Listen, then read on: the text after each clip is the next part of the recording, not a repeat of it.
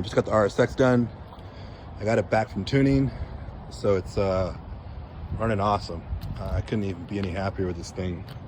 I have 440 injectors, K-tune fuel rail, K-tune fuel pump line, a steering pump line. Obviously the Grady turbo, it's a T5017Z, the Grady blow-off valve, of course the intercooler.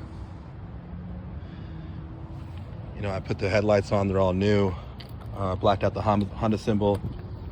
Of course I got the Odd-Hon rims, the DS07s. Then over here is the JDM tail lights with the HKS high power exhaust. It's a full bolt onto the back. No cap converter anymore. This thing's it sounds really, really good now. See it right there. I just drove it and it's driving really, really, really good. I'm really happy with it now. You definitely have to get things tuned when you have a turbo. Learn that. Obviously I was a noob, I didn't know that. But that's the interior, it's all redone. Everything's super clean. Got the radio inside. It came out really nice. Back, the Type R wing.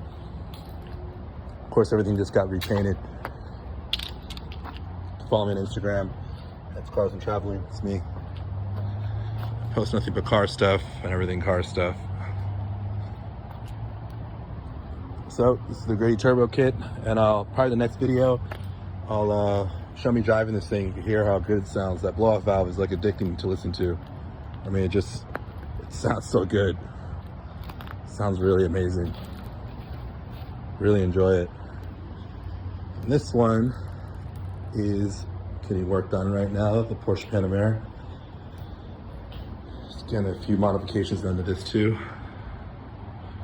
But we're talking about this one for now. So I had all kinds of tuning issues. I really suggest getting a tune when you have a turbo. It's a must-have. There you go. And I would turn it on and rev it because it sounds really good, but I can't in this neighborhood because you'll get really mad.